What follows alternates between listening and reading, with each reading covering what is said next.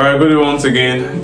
Now we're going to continue from where we stopped. This is going to be the second section of this measurement, and now we're looking at data analysis, right? So good. So one thing you want to know is that we obtain data from experimentation as scientists. So when we experiment, we get data.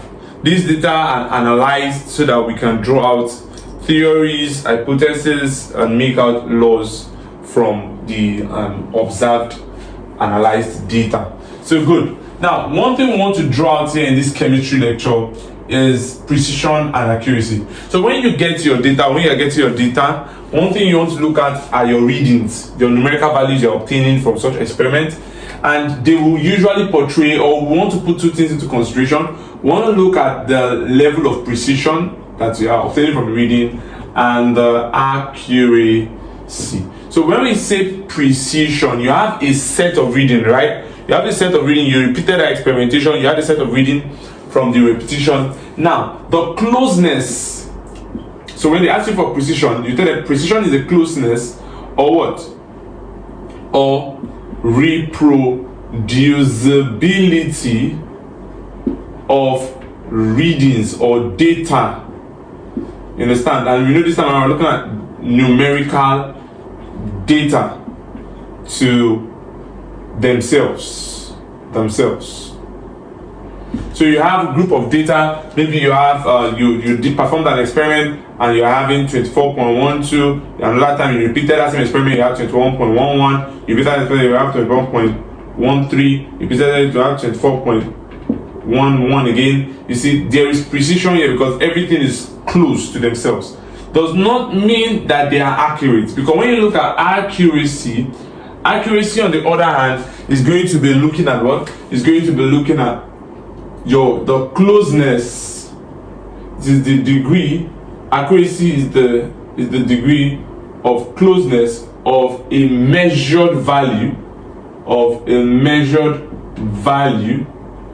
to an actual true value. So this one here is talking about accuracy, is talking about your level of correctness. That's what accuracy is talking about. Because you might be precise. It's possible that the person that repeated the experiment right now has been repeating the experimentation and has been getting all these close values. Meanwhile, the actual answer is 100. So the person is actually precise but not accurate, because there is a huge deviation from his set of values to the actual value. That's what we're trying to say.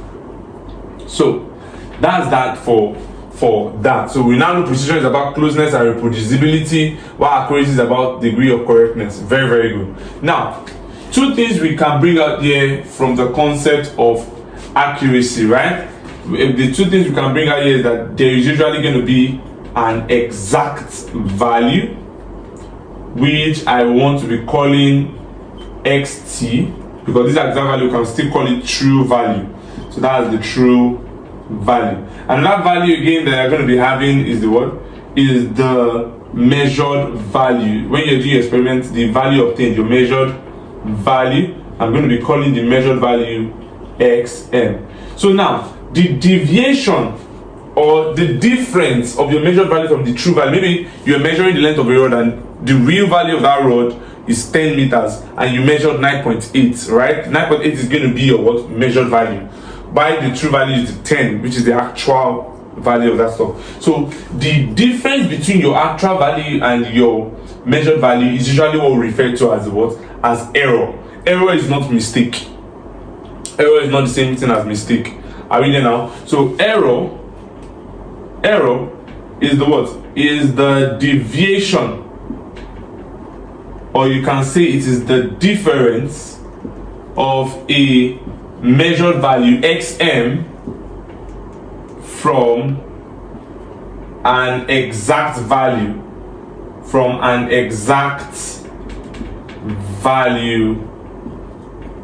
xt. Very, very important. So you have your exact value, you have your what? Your measured value. So if you want to now calculate the error E, we can say that E is now equals to what? E will be equals to your xm minus your xt. We usually put this error bar to signify, sorry, I said error bar. We usually put this absolute bar to show that we don't want negative values of the error. So obviously, if for instance now maybe the actual length was 10 and the measured length was 9.8, we know that this error is 0.2. So it is a plus or minus 0.2 in our own eye, but we know that since we are using this plus and minus because we are saying that it's either that error is either going to be as a result of over measurement or less measurement. But in this case where the true value was 10 and you measured 9.8, so we know that your error is like you reduced it by 0.2. That's like a minus 0.2. But when we are dealing with error, we usually don't want to give cognizance to those kind of stuffs. Are you there now? We don't want to give cognizance to those kind of stuffs. We want to just look at the exact magnitude of the error. We are not looking at the negative or the positive. So that's very important, and that's for that. Now, this error here, we can calculate it in two major ways. They usually request it in JUPEB in two major ways. You see when they ask you for the what? For the absolute error, and they can ask you for the relative error. So when they ask you for the absolute error, this is like your absolute error here. So your absolute error is simply the what? The measured in bar minus what? The true error. While your relative error is the error itself divided by the what? By the true value. So the error itself divided by the what? By the xt. That is it. So if you want to express it in percentage error, your percentage error is a type of relative error. So that time I am saying the error all over the true value multiplied by what? By 100.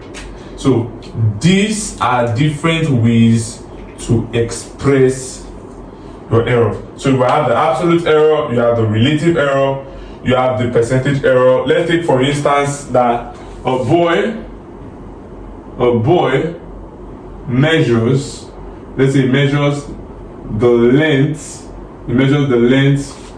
of a rod as 10.0 meters, full stop. Find the absolute and the what? Relative error, given that let's say the true length, which is the actual length, is let's say 12. It's 12. So in this case here now, if you want to calculate the absolute error E, what are you going to be doing? You are going to be saying xm minus xt, or you say xt minus xm, in as long as this bracket is there. So what's our xm in this case? So the measured value this boy got was 10.0 meters when the true value of that rod was what? 12 meters. Right? So our error now should be equal to what? Measured 10 minus 12, which gives you what? Minus 2. What this kind of bracket does here, which is your absolute bracket here, it removes the negative sign, so we have 2. So that's that for that. But when you want to look at your relative error, RE, relative error, what do you do now? We said that one is equal to error all over what? All over the true value multiplied by 100 if it's in percentage, but let's do it this way. And so we're having what? We're going to be having 2, because the error is actually 2 divided by what's the true value? 12.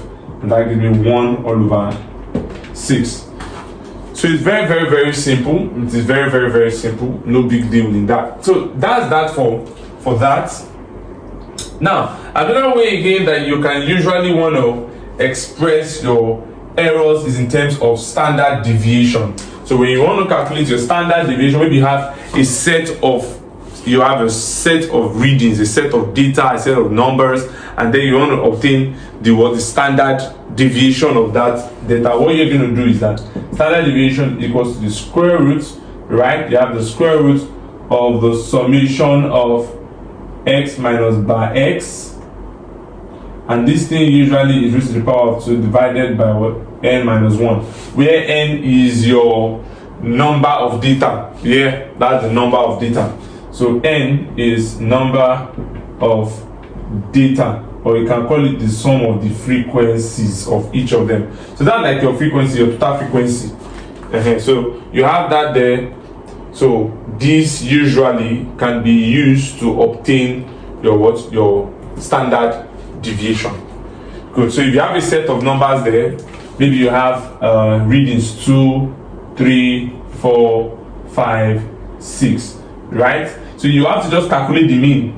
If you want to calculate the SD in this case, let's say we were going to calculate the standard deviation in this case. So what you're going to do first is to get the mean. So what's the mean? 2 plus 3 plus 4 plus 5 plus 6 divided by how many set of data are here? 1, 2, 3, 4, 5. We have 5 set of data, and I think this should give us how many? This gives us 20, if I'm not mistaken. 5 plus 4, 9. 9 plus this 14 and 20. So you're having 20 over 5, and that gives you 4. This value you just got now is your bar x, that's your mean, right? So what you now do is you'll be subtracting 4 from each of the values that are here. So that's the mean of this x minus this. Each of these are x values, just like this one here is mean. So if I want to do that now, what am I going to be having? I'm going to be having 2 minus 4. That's for the first one. 2 minus 4. You see that now? So I'll have 2 minus 4 raised to the power of 2. Then we'll go for the next one. 3 minus 4 again raised to the power of 2. Plus we go for the next one. 5 minus 4 raised to the power of 2.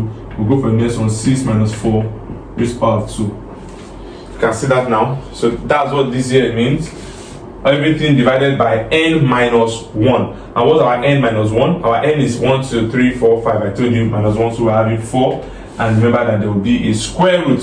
So when you do this, whatever you get, that's what the value for the standard deviation will be. So your standard deviation is just going to be putting into consideration the deviations, the errors that could have arisen during your experimentation for each of those data. So that's what your standard deviation will be helping you to get. So yeah, I think you're having minus 2. So minus 2 raised to the power of 2 gives you 4. Yeah, having minus 1 raised to the power of 2 gives you 1. Yeah, having 1 raised to the power of 2 gives you another 1. And yeah, having 2 raised to the power of 2 gives you 4. Everything divided by what? 4. I think that gives us 10. Square root of 10 over 4. So that's that for that. That's that for that. It's usually not complex. These things are very, very easy. They are very, very easy. So I've looked at standard deviation, we looked at relative error, we looked at absolute error, and then I've looked at percentage relative error, just to apply percentage to it. We've looked at all those things. So it's very, very simple. Now, finally, before we wrap up, we want to look at this thing here that they wrote, errors classification. So we can classify errors as systematic error or random error. So let's go into that. We can classify error as systematic error, or we say random error. So very, very important aspect as well. You see that in your exam. When it comes out, you'll be able to tackle that. This usually come out as number 1. So we have systematic error, and then we have random error. Now your systematic error I refer to as the what? Determinate error. Because we can ascertain or determine the cause of the error, and usually this error is a consistent kind of error. Consistent, it shows consistency. So it's a consistent kind of error. For instance, now maybe the actual value is 4. The actual value is 4, right? Maybe the actual value of your reading is 4. Now you might be getting 4.2. That's a 0.2 difference. For every increase in measurement you try to get, you notice that 0.2 error will continue to apply. That tells you that error is a consistent error. So since there is a constant increase or decrease from the actual value whenever you carry out that experiment, then that tells you that it's a systematic error. Then what about random error? Your random error is also referred to as the indeterminate error. Indeterminate error is usually as a result of conditions that you have no control over, and then you hardly will be able to determine what the source of this error usually can be. But we usually reduce this random error by doing something. We can reduce random error by obtaining mean, by obtaining the mean, or what we call the average of the reading. So once you get the mean or the average of the reading, you are reducing random error. And before you can get mean or average of reading, that means you have to repeat the experiment. So repetition of the experiment and getting mean will help you to reduce occlusion for the random error. But when it comes to systematic error here, systematic error is more about calibration issues. So let me just put it there. So we can classify this systematic error into the following. You have the instrumental error. You have the instrumental error. Maybe there's an error with calibration. You get that now? Maybe there's an error with the calibration. So obviously, if there's an error with calibration, you will continue, no matter how you repeat the experiment with the appropriate protocol, that means with the appropriate method, you continue to get an error value. You understand? So you have instrumental error. We have observational error. Observational error, very, very important. What are observational error? Now, sometimes maybe you are doing a simple pendulum experimentation. You have to click the stopwatch to stop the time at a particular time, right? That's at a given number of oscillations, you have to stop the time. All right, good. Some people's reaction time might be slow, so before they can press it to stop the time, some seconds would have added to that, some small seconds would have added to that, right? So that is your reaction error due to reaction time. So it's not something that you can have control over, and it's going to be repeated and constant. Maybe somebody's reaction time is 0.04 seconds. That means for every time you try to hold or stop the time during the pendulum, there will be the 0.04 seconds that will be extra in his reading. Do you get that now? So that's an observational kind of error. Also, parallax error is observational. Many people used to think parallax error is random error. It's actually an observational error as well. Good, because if, for instance, now your given height is like this and the apparatus, your reading level is this, and you're supposed to be looking at it at the horizontal level to the meniscus, and the device is unaware. For every reading that person is doing, there's going to be this deviation as a result of that parallax reading. You understand? Except he or she corrects it, like we said, it's determined. All right. Then you have the environmental error.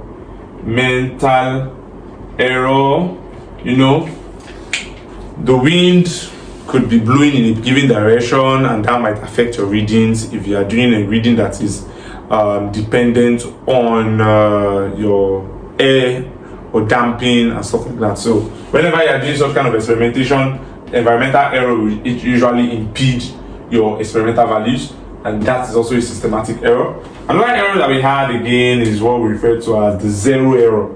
The zero error. So you see some appliances, you don't see the initial calibration is not on zero.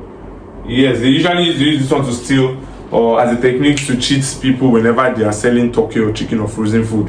So that zero error there, it is another kind of systematic error. So the appliance or the instrument itself might not be at exactly zero for a starting point reading. It might be below zero, and that usually affects your marks. That's your obtained measured value. So all these are kinds of examples or types of systematic error. So very, very important you take note of that. Systematic error are constant errors that are determinate, while your random errors are indeterminate errors obtained, and to reduce that you have to obtain multiple repeated experimental results on that same experiment and then obtain the mean or average, and that will reduce your random error.